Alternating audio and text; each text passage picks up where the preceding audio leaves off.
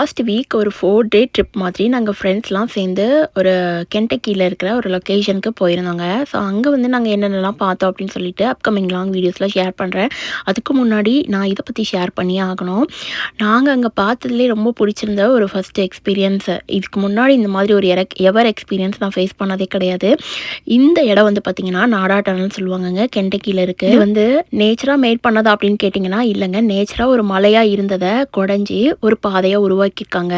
அந்த காலத்தில் இந்த காடுகளுக்கு நடுவில் மரத்தெல்லாம் வேற ஊருக்கு எடுத்துகிட்டு போவாங்களாம். நம்ம படத்துலலாம் பார்த்துருப்போம்லங்க, புஷ்பா படத்தில் அந்த மாதிரி தான் போல் கடத்துனாங்கன்னு சொல்ல வரல.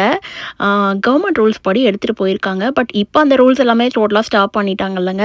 ஆக்சுவலி இது வந்து ரயில்வே ட்ராக் மாதிரி இருந்ததாங்க. ஏன்னா மரத்தை வந்து ஒரு ஊர்லேருந்து வேற ஊருக்கு எடுத்துகிட்டு போகிறதுக்காக ஒத்தையடி பாதை மாதிரி யூஸ் பண்ணியிருந்திருக்காங்க.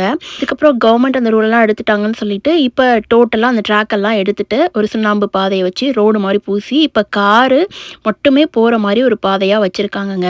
அந்த சைடில் இருந்து யாரும் இந்த சைடு வர முடியாது, இந்த சைடில் இருந்து யாரும் அந்த சைடு போக முடியாதுங்கிற மாதிரி. இது பாருங்களேன், ஃப்ளோட்டிங் ராக் அப்படியே உடஞ்சி விழுற மாதிரி ஒரு பாதை அந்த பாத் வேலே இருந்ததுங்க. இப்போ நாங்கள் முன்னாடி போனோம் அப்படின்னா அந்த சைட்லேருந்து யாரும் வர முடியாதனால நம்ம உள்ளே போகும்போதே ஒன்று லைட் ஆன் பண்ணிகிட்டே போகணும், அப்படி இல்லைனா ஹாரன் அடிச்சுட்டே போகணும்.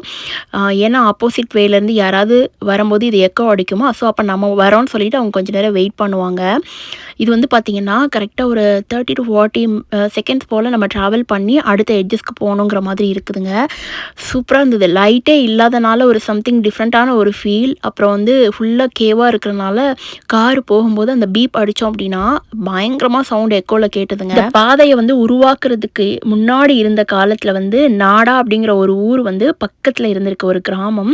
அந்த கிராமத்தோட நினைவாகவே இது நாடா டனல்னு பேர் வச்சுருந்துருக்காங்கங்க. நிறைய குகை வந்து அமெரிக்காவில் இருக்குது. பட் இது வந்து ஒத்தையடி பாதை, ஒரே ஒருத்தங்க மட்டும்தான் காரை டிரைவ் பண்ணி போகணும். நாடா டனல்குள்ளே வரும்போது அப்படியே அருவி மாதிரி தண்ணி கொட்டுது. அருவியிலிருந்து விழுற தண்ணி ஃபுல்லாக நம்ம காரை க்ளீன் பண்ணிடுதுங்கிற மாதிரி பார்க்குறதுக்கே அது அவ்வளோ அழகாக இருந்தது. இது நேச்சராகவே அந்த ஃப்ளோ இருந்துகிட்டே இருக்கு போல். நாங்கள் போன அன்னைக்கு பார்த்தீங்கன்னா சரியான மலைக்குள்ளே போகும்போது கார் மேலே தண்ணி விழுறது அவ்வளோ அழகாக இருந்ததுங்க பார்க்குறதுக்கு. இதை பார்க்கும்போது இது எப்போ உருவாக்கியிருப்பாங்கன்னு கேட்குறதுன்னு தோணுதில்ல. 1910லங்க.